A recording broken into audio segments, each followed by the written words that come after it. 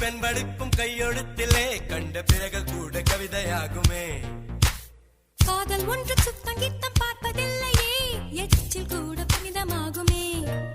குண்டு மல்லி 2 ரூபாய், உன் குந்தலேறி உதிரும் பூ கோடி ரூபாய். 5 மிட்டாய் 5 ரூபாய், நீ பாதி தின்று தந்ததால் லட்ச ரூபாய்.